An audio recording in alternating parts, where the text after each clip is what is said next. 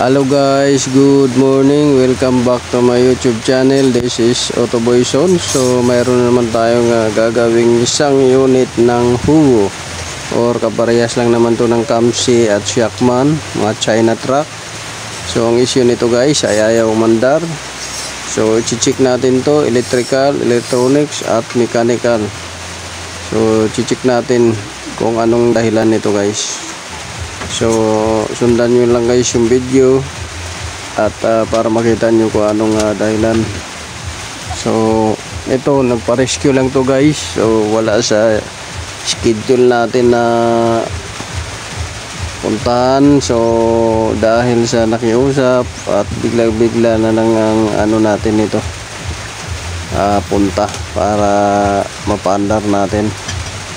So check muna natin guys ang fuel system nya at saka electrical supply voltage para makita natin kung anong nagiging dahilan bakit hindi umandar. Minsan naman daw pag nagsambahan ay aandar. So fuel supply system at saka electrical supply voltage ang sisilipin muna natin bago tayo pumunta doon sa ECU or sa trouble codes nya.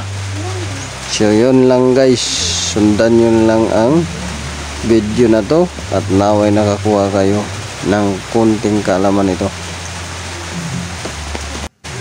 So dito nga guys ay nandun tayo sa may bill housing para i-check yung crankshaft sensor nya kung may signal pa at i-check din natin yung transmission range sensor nya kung mayroong signal din doon at kung nakakabit ba ng tama.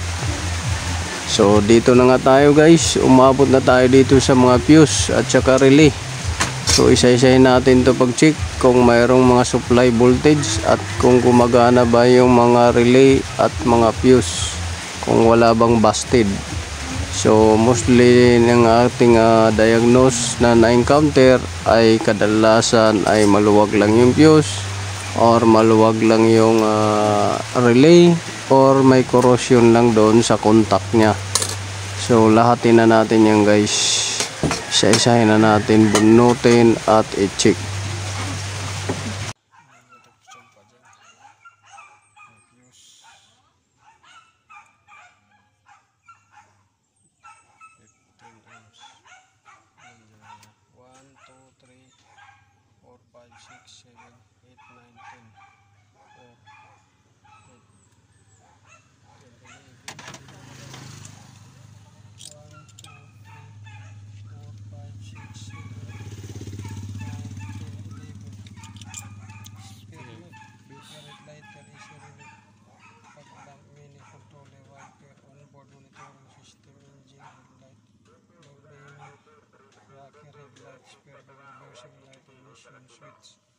Starter relay.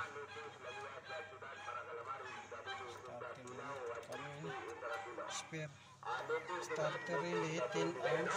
1, 2, 3, 4, 5, 6, 7, 8. 1, 2, 3, 4, 5, 6, 7, 8. 8.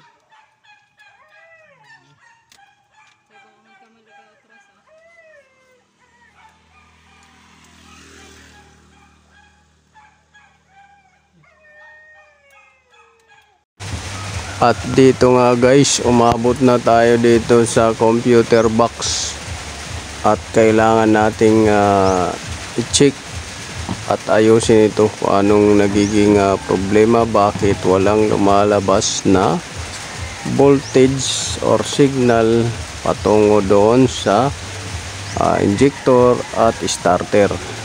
So hanapin natin ito kung mayroong input ground at output at positive input at output nya. So may mga gamit tayong panglinis dito, simpleng ano lang naman to, WD-40 carb cleaner at i-heat gun na rin natin yan para mabuksan. So ganyan lang naman tayo pag nag-repair guys. Bubuksan muna natin at saka natin silipin sa loob kung may mga sunog na pyesa at putol or busted na pyesa at kung mayroong mga corrosion o moisture salt na namumuo. So yun lang guys, sundan nyo lang yung video. At ito na guys, binuksan na natin, positive, namamasa at medyo may dumi konti. So wala naman nakita tayong sunog sa unang tingin natin at wala tayong naamoy na sunog. So linisan natin to guys at isa-isahin natin pag tester yan. Lahat ng pyesa na yan na parang akala mo isang syudad. Oh, kung i-imagine nyo parang ano to West Philippines Sea ang itsura sa dami ng pyesa. So yun guys, sundan nyo lang para mapaandar natin ang unit na to. So marami tayong ginawa na ganito at umandar.